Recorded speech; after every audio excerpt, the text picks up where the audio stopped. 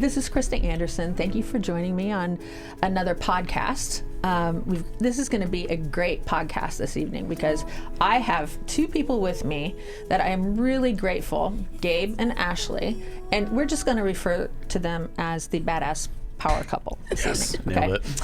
Because they really do their work, and we're doing this a little bit differently this evening because I have worked with you guys for the past year and a half, right? Yeah. And it's been non-traditional therapy, and it has been successful, right?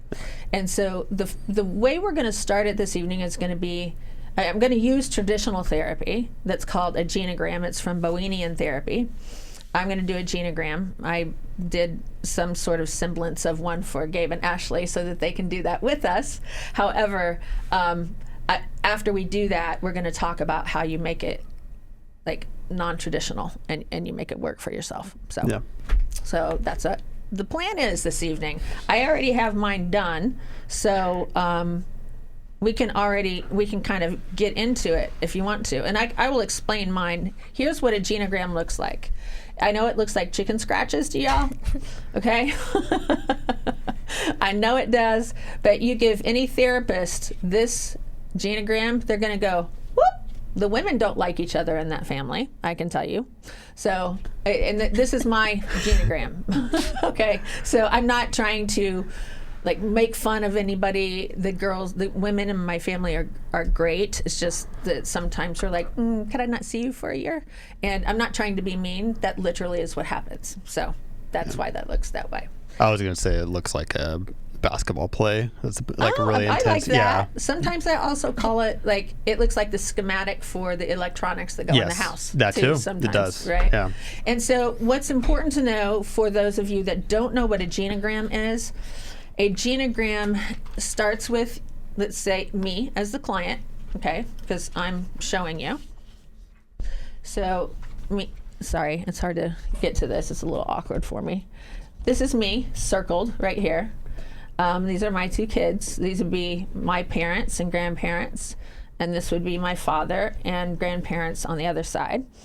And what happens with a genogram, you can really, I say, in my personal experience, I've been able to get 6 months worth of information in one genogram. And then when we have all of that information, then we can move a lot faster instead of, oh, I just found that out 6 months. Like after I've been working with you for 6 months, sorry, that's what I was trying to say. But if you can get it in the first 2 or 3 sessions, things move so much faster. And people today want to know why. I do a lot of psychoeducation. I give people a lot of skills. Doesn't mean they use them all the time. I don't use mine all the time because I'm not a perfect human. No one is. But in any event, so I'm going to start walking Gabe through the genogram. Gabe and Ashley, not just Gabe, sorry. I know. Ashley's like, I got off the hook here. I don't have to do this. It's just Gabe. Just Gabe, yeah. Okay, so those bottom two are you. All right. So the square. I'm upside down. The square is Gabe. Okay. The circle is you. They write our names. Uh-huh. Right. You can just put your initials if you want to. Okay. Now what I want you to do is draw a line. See these lines here? Those lines mean you either have a good, healthy relationship, which I would say a good, healthy relationship. So I would draw 2 lines between that if I were you. I know I'm telling you what to do, but you don't know how to do a genogram, so bear with me here. Okay. Now, and let's see, how long have you been married? 6 years. years As of yesterday. Yeah. Happy belated anniversary. Thank you. Congratulations. Okay. And so, as you can see in mine, this is me. These are my 2 kids. So the 2 lines in the middle right there indicate that I am divorced from their father. But this means my daughter and I have a good relationship. My son and I have a good relationship. My daughter and son both have a good relationship with their father. Okay, so that's what that means. Yeah. All right, now I want you to put a circle around you guys because that's what that's who this genogram is about. Like put a circle Okay. around Gabe and Ashley. There you go. Okay. Now, and you can get templates for this, by the way. Like, let's say 6 months from now, you guys are like, I don't know what we're stuck about. Why do we keep arguing about this, right? You could get a genogram template and do something like this, specifically focused on whatever the issue is, and find where it breaks down, because frame it in our living room. Yeah, if all 27 of them you'll do in the next 27 years, right? And just a quick note: if you're listening to this on Spotify or any of the other normal podcast platforms, you can go to YouTube. There is a visual component to this podcast, so find Emozen on YouTube to see what they're talking about and pointing at. Thank you, Jason. Job. Yeah. We have that's video. Why you're so awesome. We very do have nice video. Very nice audio. Thank you. So, all right. Now, here you can see. So this is my father's side.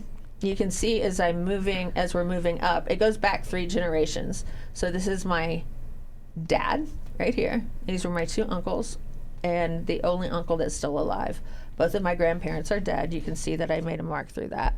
But looking at this as a therapist, what you can see is that there's not a lot of closeness over here. Right? Yeah, spread out. It's spread out. Yeah. Okay. So there's a lot of distance.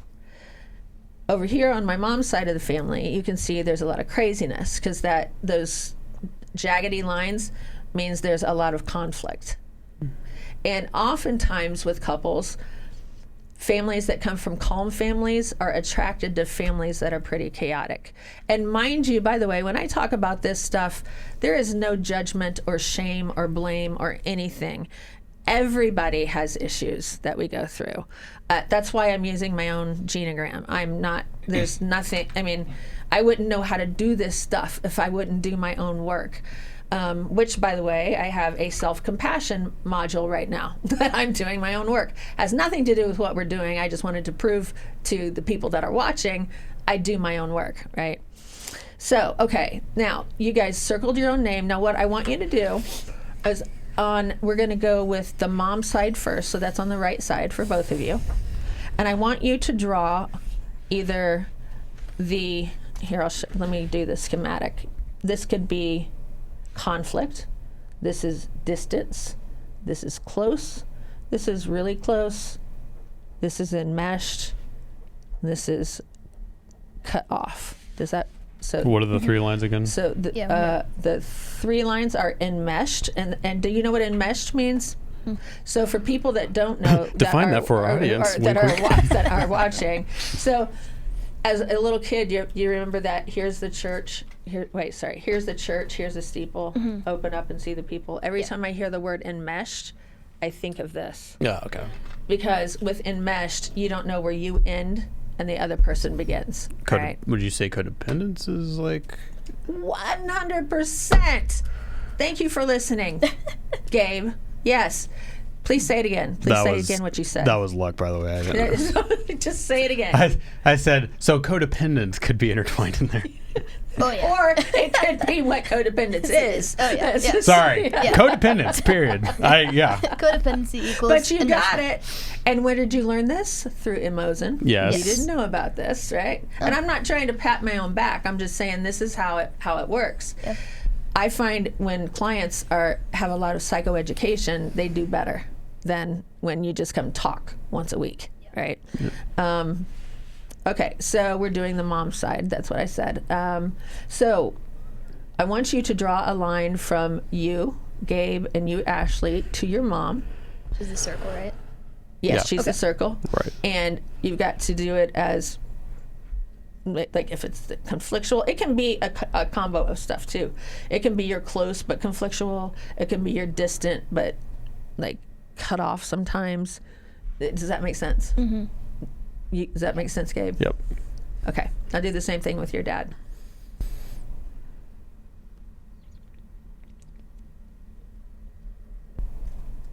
Okay. We're still here. I'm just watching him draw, and I had to take a sip of water and I got quiet for a second. All right. So, did I say out loud or just do the same thing on your dad's side? You said, yeah, you told us to do it. Oh, okay. Did you? Both. Yep. Yeah, you got I him? did All right. I did Sorry both. about that. Yeah, parents. Do you ever feel like that? Like, did I say that out loud? Yeah. Did it? That's what I was like, did I just say that out loud? Okay. So, and then a genogram goes 3 generations. So if your dad, mom, on either side have siblings, I need you to like draw something down, like a line, draw a line down. So off of mom and dad? Like right here. Yeah, like so From their parents. Yeah, so maybe? like right here, for instance, you can't see it very well, but there are 3. Like there's my mom and her 2 sisters. Okay. Oh, I So see. draw it off the circle. Yeah. Okay. And do it in chronological order. Oh, okay. Yeah. Oh shit! I think my dad's the youngest. No, you would do it here. Let me show you. You would do it right here, underneath your mom and dad. So draw circles or their names? Yeah, my dad's It the depends. youngest. Well, so let's say My mom has 1 sister. We'll start there. okay, and older, younger.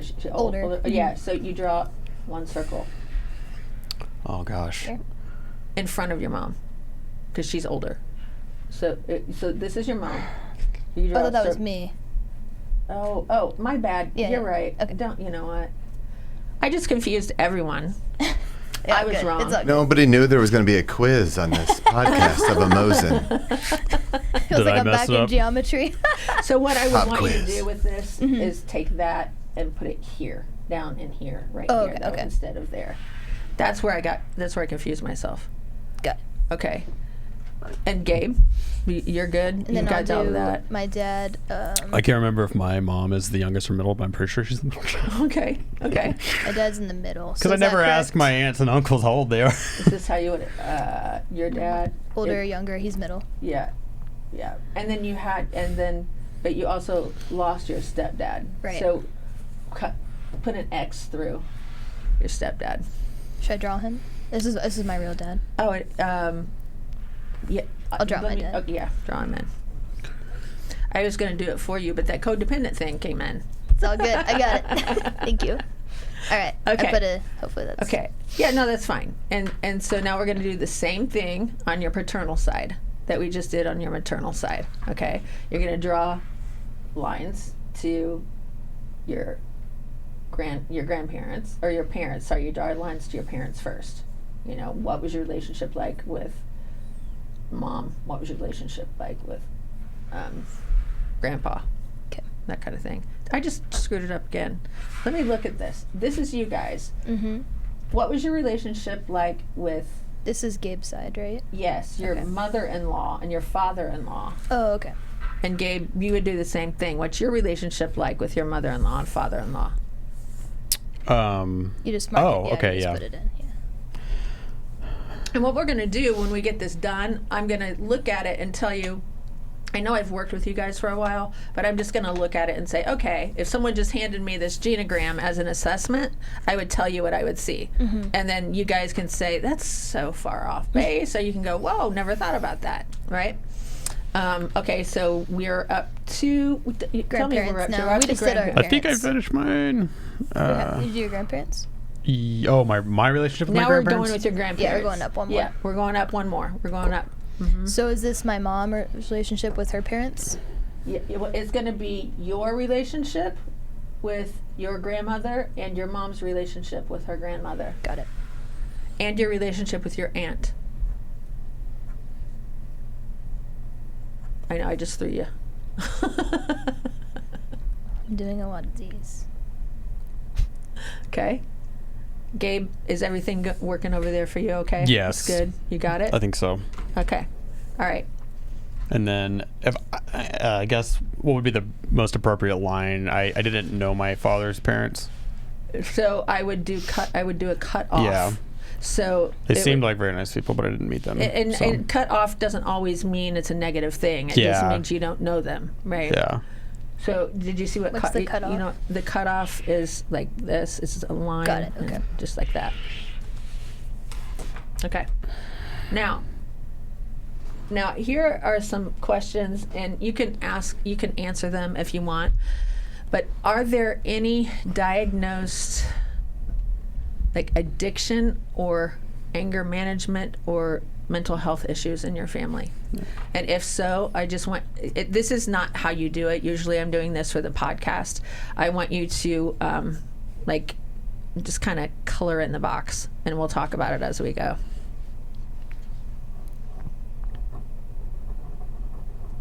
I forgot to fill in one of mine too, so. There we go. Okay. And let me know when one of you is done, and I'll kind of go through it. There's a whole bunch of scribbles. I know, they end up looking like chicken scratches, don't they? What'd you say to do about the mental health? The mental health, just color it in. There are other things that you would do, but I'm not trying to train you to be a therapist. I just want you to Do you want us to acknowledge write what it is, or just... if it's if it is substance abuse or mental health issue. That would be helpful. You don't have to Also, tell I have terrible handwriting. I'm very sorry. I really appreciate, I'm really grateful for your guys' vulnerability and coming Totally. here and talking about this tonight. That means it's helped you somehow. Oh, yeah. How has it helped you? I mean, we're married still, and we love each other more. Yeah. I'm sorry, I chuckle so much. No, I mean, it's That means laughable. I did my job, but it's like, we don't want to, punch each other and stuff. Like, So we've learned how to, communicate and go back to that it could be a deeper issue of what we're dealing with, and then I guess it's going back to this, right? And absolutely, 100%. seeing different patterns and how it's affected us, and then how. inside out healing. Like, Yeah. Oh yeah. So for me, with this being my genogram, you notice the difference, which is unfortunate. And the way that works is that as I grow up, because I was programmed being distant from the males in my family, I end up attracting emotionally unavailable men. And so that's one way that works, all right? Over here on the female side, I've worked that through, but there's a lot of conflict with me and my mom, my aunts. My grandma and grandpa had a lot of conflict, as you can see, but it was so often that it was normalized. Have you guys ever been around something that's so odd and often that you just don't even realize, oh, that's really dysfunctional, right? Mm-hmm. That's how that worked. Yeah. There. So whose genogram do you want me to look at first, so I can I can kind go of talk first. to you about it? All right. Gabe, go. Just You skip and Yeah, you there see you any go. of this? All right. Okay, so you've got anxiety in your family. Sorry, I was trying to read it before I turned it around. Yeah, general anxiety So for you've sure. got some generational anxiety, and it looks like you're the only guy right now that's admitted it, and that takes a lot of power. I mean, there's seriously. No, it's true, and it's not like other guys in your family don't have anxiety. I wouldn't consider my father toxic masculine, Sure, and right. so that definitely been a loving emotional person. But yeah, it's true. When I look back at it, it's just definitely not been something that I'm sure more people in my family have it, but they just don't admit it. They don't especially talk the about males. it, Yeah, right? absolutely. Yeah. Mm-hmm. And unfortunately, men don't have a platform like a Me Too platform or a space where they can go and say, "Hey, this doesn't make me feel very good," right? Yeah. So I think it's also complicated for males. Like when I was learning through my program with you, just like what does actually anxiety look like for some people is not, I would not have known. That was a big lesson for you. It was just like I would not have known that the shit I was dealing with had something to do with the anxiety, and so because we're taught to just put our head down and keep going. yeah, Right. Yeah. And we keep going, and we aren't taught that rest is important. yeah, Rest is important. Humanity, taking care of ourselves. Notice again, self-compassion. Your own therapist is working on self-compassion, right? It's a big deal. So as I look at this, I can see that there is. Let me make sure. Okay, there's Ashley. There's some distance. I'm having trouble seeing where the distance goes. What would you say your biggest distance is, Ash? There's also conflict up here. Oh, is that that's grandparents? It's up above. Yeah. So what I would say, looking at this for you, Ashley, with all those lines going to Ashley, you're the one that fixes everything in your family. Yeah. Okay. Yeah. See how Yeah. what good generations work? Yeah. Yes. Generations, genograms. Yeah. Yes, I've worked with you guys, but that's never been something we've talked about. Yeah. Right. So what I would do with this information that I just got from you guys, we would sit down and talk about how you doing everything for everyone bothers you. Yeah. Right? And then we would talk about how you not talking about your anxiety bothers you. Yeah. Right? Yes. That's, Or unhealthy outlets, probably as well. yeah. But the point of the whole thing is, unless you have that information, you can't figure out where the block is. Yeah. And this is an easy way to figure out where the block is. So let's figure out what's in the way, and let's talk about it, no matter how hard it is, because that's the thing. Have you guys ever heard? Okay, I'm gonna screw this up. If one of you remember it, please help me. We got you because back it's a up. really We good. got But you.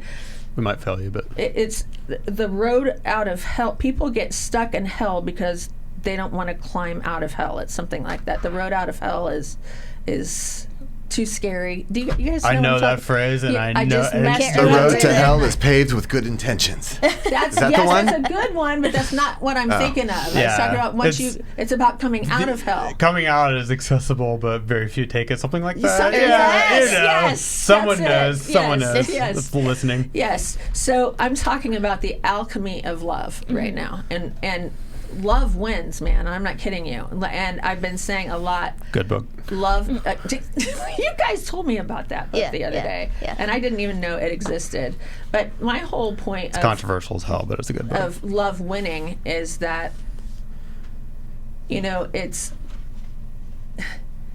it's pain too. Giving birth is pain. Jason, let me read through Emozen up here. I know we did the genogram. I'm going to read this, and then we're going to go down to those questions, and then we'll start that. Okay. So this is Emozen is short for emotional Zen, and really emotional Zen, as you can see on the top right, very right there, it's for emotional sobriety. So Emozen is a name that came to me when I was doing my own voluntary trauma work about 7 years ago. And this is how I decided to describe it. Human beings crave comfort. This means we look at the potential of something or someone being temporarily comforting or beneficial, but not at the things or person's historical reality of being such. Therefore, we give ourselves more to the perception of safety rather than to the reality of safety. This grounded reality is a key point of Emozen, as we must begin with radical acceptance when we commit to emotional sobriety, from here on referred to as Emozen. Okay. Our biggest block to Emozen is denial. Radical acceptance allows us to look at our current reality from a realistic perspective, as opposed to our pleasure-pain dichotomy. This is an idea from the neuroscientist Melvin Konner. He states humans have a wanting system that creates a need for comfort. This need keeps us from living in our bodies when there are difficult emotions we must address. So I'm going to interrupt myself here for a second, because the need that keeps us from living in our bodies looks like anxiety. It looks like taking care of everyone else. It looks like taking a nap. It looks like watching crap TV, which is my thing, or taking naps. Sleeping in crap TV is my biggest resistance. Sorry, I jumped ahead, but I wanted to tell you what it looks like when you're not in your body. Too much cleaning can be like not in your body. These emotions are created by physical or emotional traumas. Okay? I'm ready to go up. With our approach, we define addiction as anything that prevents us from living in our bodies. The temporary quote-unquote comfort brought by the addictive behavior does not last. So when the effect wears off of that temporary comfort, we not only want more of it, but we crave it. Thus, we lose our Emozen. With Emozen, we learn to emoticate, which means grounding ourselves in the moment so we can accurately communicate our emotions and own them as ours and not project them onto someone else. There is a flow that happens when we find the zone, and life seems easier, more gentle, more loving, and meaningful. And below that, you see a list of questions posed. They're posed to assess as one's readiness to learn the Imogen method, because we really don't play around. I mean, we do our work, and it's like if any of you ever were a gymnast, a musician, somebody hands you some music. I'm just going to stick with the music thing. Someone hands you a piece of music, sheet music, and you're like, oh my God, no, never. I'll never play that. 2 weeks later, you got it perfect, right? That's what we have to do with Imogen. My biggest question that I receive from clients is, what do you do in the moment? And my response is, well, that tells me you haven't been doing your work. So let's continue to practice. Yeah. So that first question, what are my preferred methods of avoidance? I had already mentioned mine is watching crap TV and sleeping. Eating, you could add eating in there too, once in a while. But anyway, what would you say your guys' preferred method of avoidance would be? Well, I've got a fly in here. I'd say for me, I'll definitely be bedridden and self-isolation. Because you would isolate when you would get anxious. Is that what you're saying? Okay. Yeah. Okay. I think like in things like just avoiding bringing it up or telling Ashley, that's. And what then would happen to you when he wouldn't talk, when he shut down? What happens for you? It's a good question. I mean, for me, my avoidance would be to, we talked about before, like stonewalling. So like putting up walls and just keeping on and doing what I can. So I think I wouldn't. So you just leave him alone? Is that what I'm hearing you say? Yeah, or I would also try. I would try. Well, I think now you can identify. Now I can identify. Now it's different. Before, you can call me on my shit now. Well, previously, I mean, before, I think, if I wasn't sure and he wasn't talking, I would, it would make me anxious because I didn't know, and then I would kind of put up walls and just keep on going with what I was doing. Fixing things. You keep on fixing things. Exactly. Right? I would just keep going because that's kind of all I knew what to do. So. Right. And so, again, let me remind you, your therapist is reading Self-Compassion right now. Yes. That my therapist gave to me. Oh, and let me add, I said this earlier too. If you have a therapist that refuses to see a therapist, notice the word I'm choosing because I mean it, run the other way as fast as you can. Yeah. Preachers too. Unfortunately, preachers need, I'm a preacher's kid. Yep. Preachers need therapy as much as therapists need therapy because they have a lot going on. Yeah. Right? Yeah. And so how do you practice self-awareness without judging or blaming yourself? Well, I'm reading this, so don't ask me. I'm kidding. Just to know all the answers. I know. But that's part of my Imogen approach, too. Yeah. I'm appropriately transparent. Yeah. Gabe, you might have even said it the other day that I tend to be pretty hard on myself for didn't you say something like that? No, I noticed. You noticed it? But you also like notice it too, so it's not. I do. Yeah. But it doesn't stop. See, that's the thing. That's why this work is continual. It's not like, oh, I went to a therapist, been there, done that. I don't need that anymore. Oh, you're never going to get a cold again either? Yeah. Right? Yeah, is that what's going to happen? Or we do meditation, and that works. Like, this isn't about meditation, but it works.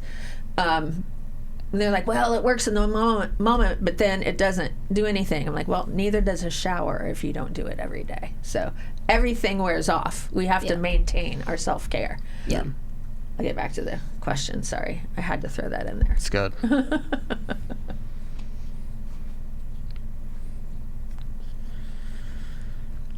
What do you think? Are we still on the first one? No, second one. Wow. Yeah. Okay. How do I practice self-awareness without? You did a good job answering the first one. Yeah. Yeah. I mean, I can relate because whenever I hit walls, I used to just beat myself up really hard. So internally. Oh yeah. Yeah. Work or even like working out or something. Just I would be really. We talked about this in our sessions. I was just like, I didn't realize even the name calling, like that I was mentally dealing myself. It was just until we talked about it. But so I guess for me now it's more obvious, my awareness, when I am beating myself. I'm like, wait a second, like that's not true. Yeah. Which is the next question. I'm not ignoring you, Ashley, No, that's good. but that takes it to the next question. See how they flow? Do I assume my feelings are truth? No, they're not always true, right? And I read a meme the other day, which I thought was pretty amazing. It's like, I used to I'm going to mess it up, but you'll get the idea. I used to miss the people that I loved that left my life, but then I realized I'm the one that sees the magic in everyone, so I'm the one with the magic. They lost me. I didn't lose them. And that makes it. I'm not trying to say I'm better than them. Mm-hmm. I'm trying to say that sometimes when you lose people, you have to realize that maybe you lost them in the sense that you grew to a different level, and they're not really lost. They just hit a ceiling and can't speak to you about it anymore. Does that make sense? Yeah. Okay. All right.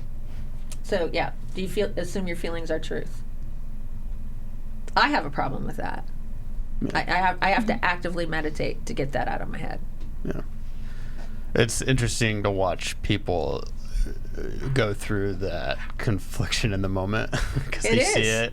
Yeah. Especially when you start, managing people and companies and things like that. You see people just jump straight to their emotional state and lash out. But you can see it now. Yeah, you notice it, and like, but I don't know and then that you guys don't get noticed it before.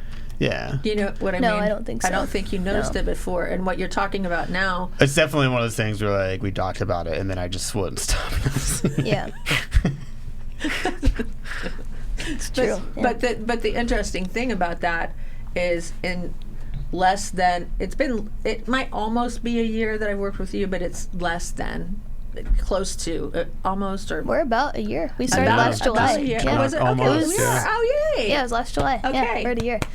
Here. Yeah. But you guys wouldn't have noticed that before. No. And in less than a year, you get that. You see it all over the place. Not only, you don't. And the beautiful thing about how our sessions have shifted, you guys do most of the talking, and that's the way it should be.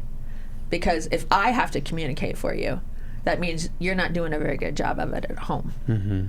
Because a therapist's job is to work him or herself out of a job, right? I'm not saying, oh, this is our end. This is the end. That's not my point.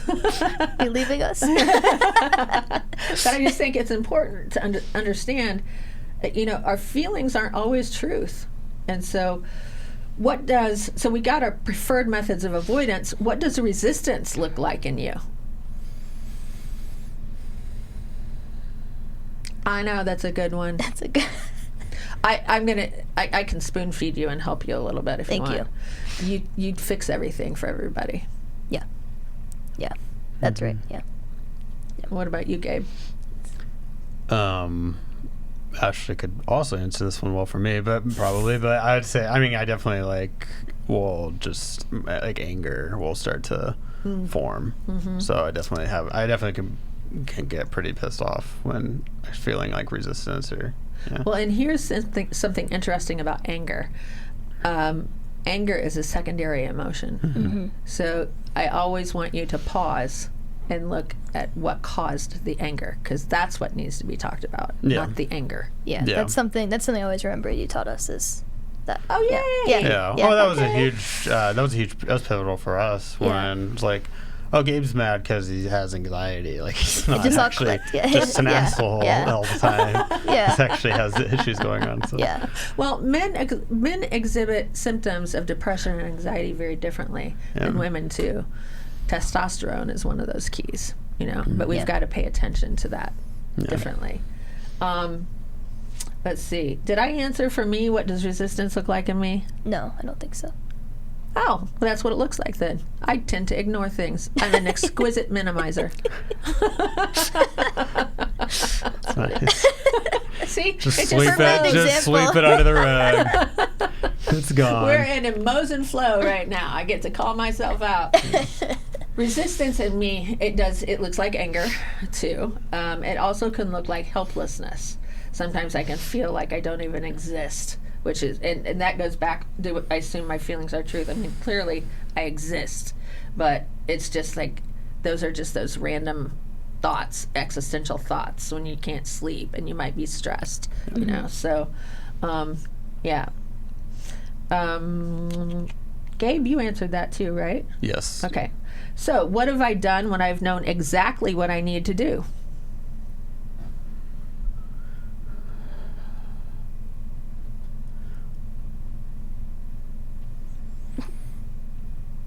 I know it's an interesting to think about, right? Yeah. It's hard because like it's almost like when you're at a state where you're not even thinking rationally, I feel like it's almost hard to, Right. you know, it's You- like you can't. You could be stubborn with yourself. I'm sure people are, but like for me, it's more like if there's so much emotional anger built up, I'm almost like, it's almost like blurry for me to be able to process. Like That's because your neocortex goes offline. Yeah. And you're working from your mammalian brain. That's what happens. So, do you have one, Ashley? I have one I can share if you're still thinking. Yeah, go ahead. So this is kind of archaic, but it's one that really stands out to me. I was a high school athlete, like a lot of us were, but I wasn't ready to stop being an athlete when I went to IU, right? And my options were run hurdles, swim, which I was way, way, way, way burnt out with swimming. So I wanted to try out for cheerleader, but I couldn't tumble. So I knew exactly what I needed to do was learn to tumble, because that's the only thing that was preventing me from it.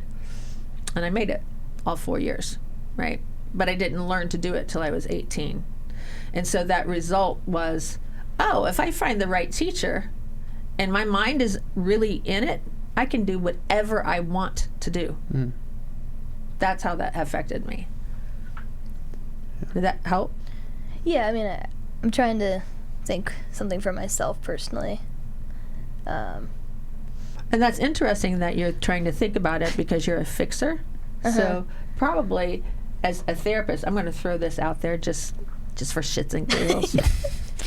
Probably what you would need to do, if you know exactly what you need to do after we're done working together, is sit down and let somebody else take care of it. Yeah. Have you ever done that? Yeah, actually, I feel like lately with Gabe, finally am allowed to do the laundry. it's actually, I told him It at first, works. I'm like, I don't want Yeah. you to go back to work, because he was doing the laundry, cleaning, Pretty much just stay at home house dad right now. That's making awesome. me smoothies during my meeting, like, you know, That's between awesome. meetings. That's Yeah. great. Yeah. So look at the result of that. It's like made you closer. Yeah. When you know exactly what you need to do, and that's let Gabe help, Yeah. it brings you closer. Yeah. Isn't that beautiful? Yeah. And notice these questions too, they're starting off with the radical acceptance piece.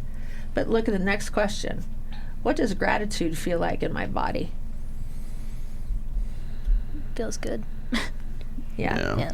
It feels Feel- good. Where do you feel it in your body? I feel it in my stomach. Do you? Yeah. Okay. Definitely like it feels very similar to me as like having a, you know, whether you believe in something or not, like having a spiritual, like, you Like know. you can feel it. Yeah. And we're not talking about, just, hey, thanks for the water, Jason, thanks for the water, Jason. Thank you, But we're not Jason. talking about Thanks just, for all the we're not talking about just thank you. Yeah. We're talking about what does gratitude feel like. And the reason that is so important, because if you can practice a life of gratitude, the it's amazing. The feeling of gratitude that we're talking about actually affects the neurotransmitters in the brain the same way antidepressants do. Yeah. Big deal. That's another thing people. he taught Big us. deal.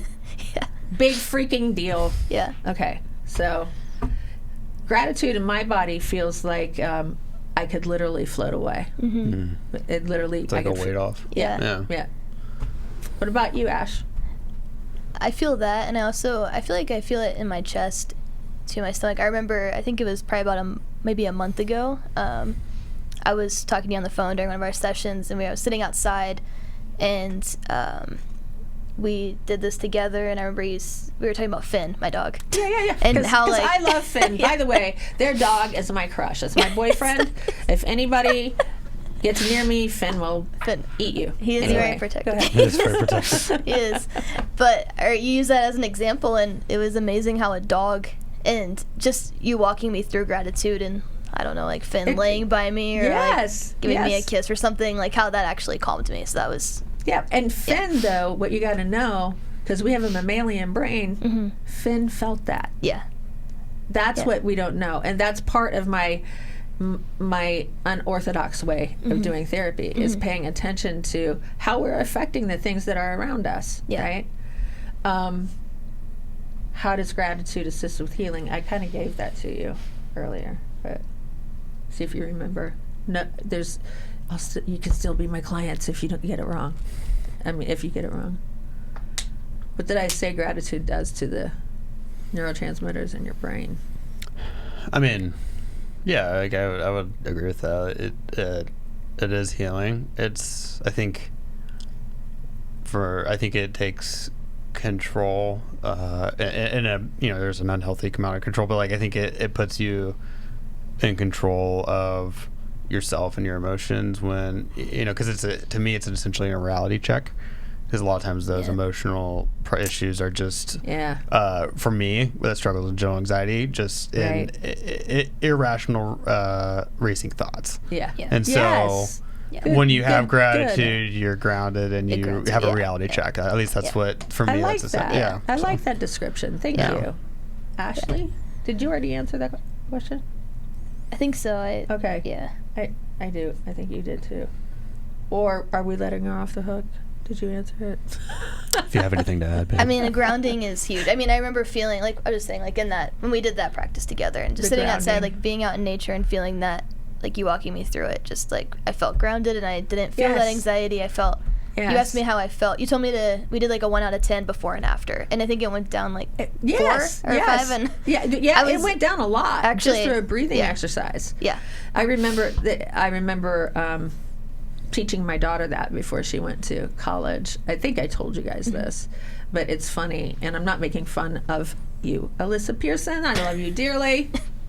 But remember when I did that, you were nervous about. We were sitting at BW3's. And I said, will you do an experiment with me? Because, of course, I'm a therapist and I'm their mom. So it's like, no, quit asking me things like that, right? So I was like, hey, you want to do an experiment with me? She's like, yeah, okay. Kind of side-eye me. And we did. And within 10 seconds, it was gone. Her anxiety was gone. And she went, oh, no, it's not that easy. And I was like, it actually is, but we have to practice it every day. Yeah. And that's where people don't. That's why I say, oh, it's still happening in the moment. That means you're not doing the work. Yeah. Because the more you do this, it has a cumulative effect. And then you build new neural pathways, and it knocks the old ones out. You don't even think about reacting like you used to, right? So, that was really fun. That's really all I wanted. And we even made good time, Jason. I've been on time all day today. Good job. I know. Good job. You're a pro. I'm working on it. My brother Jason needs me to work on this. Actually, everybody needs me to. I don't care how long you go. I'm on the clock. Well, kind of. No, I'm talking about being on time, not how long we go. Okay. Yeah, pretty good.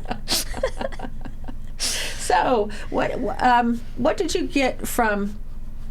Actually, let me ask you a different question, and then I'll ask what did you get from.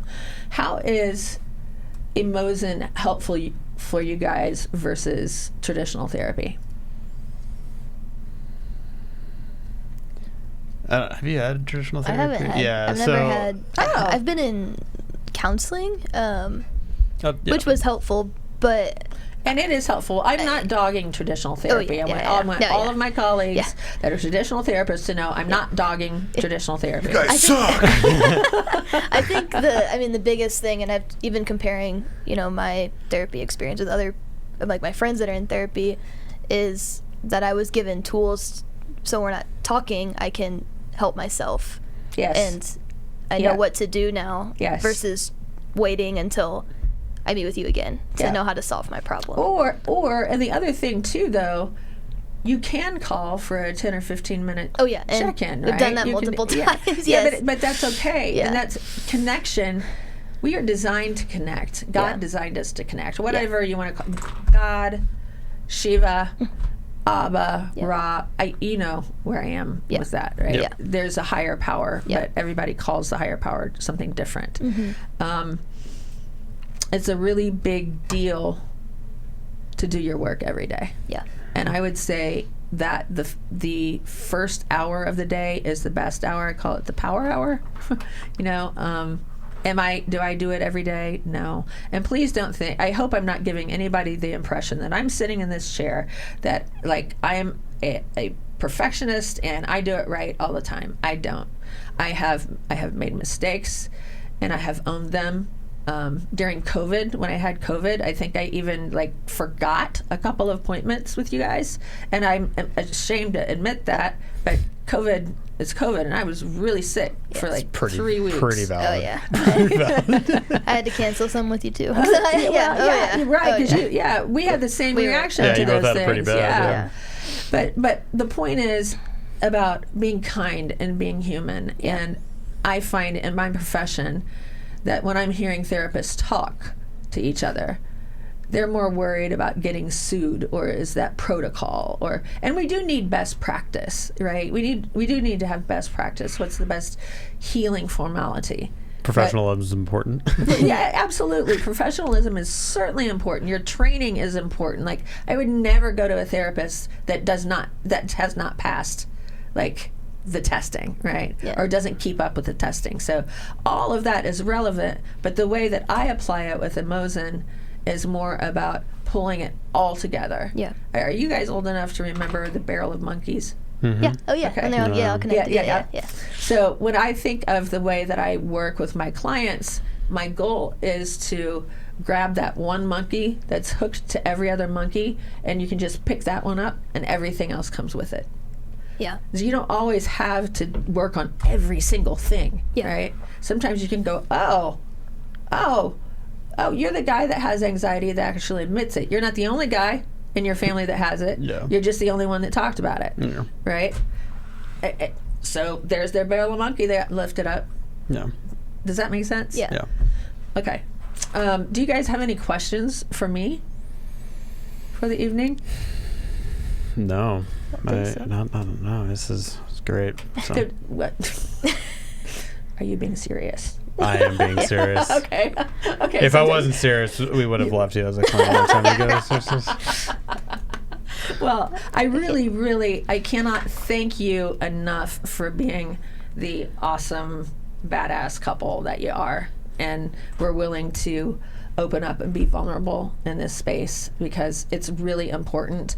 I have a firm belief that if therapists would be more appropriately authentic, I'm not saying tell your whole story all Yeah. the time, right? Yeah. But like me doing my Genogram, I mean, they do that in grad school. They'll do some therapists do it, but I think appropriate authenticity can really help normalize depression, anxiety, and phobias. You know, it's like, because I know so many therapists that take antidepressants Yeah. and that sometimes have panic attacks.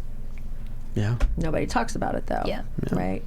So that's my goal with Ep7, to talk about it and to have more awesome people like you wanting to do the work. Because obviously, if you come here, you have to do the work. Yeah.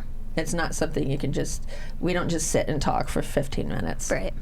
Right. Yeah. It's like we're doing some work. Yeah.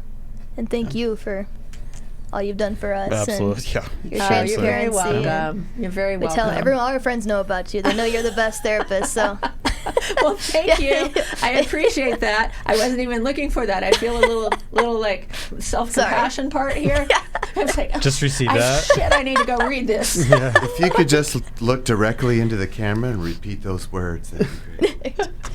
I Just kidding. can't because I don't remember them. No, not you, them. Look directly into the camera and repeat those words. It's all Just you, kidding. babe. oh, for real? Yeah. No, I was joking. Oh. But you can if you want. We're here now, so let's do it. Something about your started friends, it. all of your friends. Yeah, all your friends know I'm Yeah, the yeah. best therapist. That's what you said. Yes. That's what you said. I heard of it. Yeah. Yeah. They all know. But yeah, thank you very much for this evening. And Jason, he puts it out on all platforms, Yeah. you know, so you'll see it. We can get more information from him afterwards. But I really, really, really just want to extend my heartfelt gratitude for you guys being here. And thank you for going through that with me. Absolutely. Thank you. Yeah, and so that concludes today's episode of Emozen. But I want to make sure that I leave you with the words of do what you love. When you find your big why, you'll get it done. It doesn't even matter how hard it is. If you find what makes your heart expand, you'll do it with no regret, no remorse. I'm not saying you won't complain if you have to get up at 4 for whatever reason. But by the time you're up and going, you'll be like, all right, I'm ready. Let's go. We got this, right? So do what you love and come talk to me if you want emotional sobriety. I'm in the process of developing once a month daily therapy instead of once a week. And so it's going to be a little bit different in the coming up. So thank you for listening and spending time with us. And hopefully it was helpful for some of you. If you want to reach me, you can reach me at Krista@emozen.life. It's Krista at Emozen, EMOZEN.life, LIFE. And I look forward to seeing, hopefully, all of you back on the next podcast. Thank you.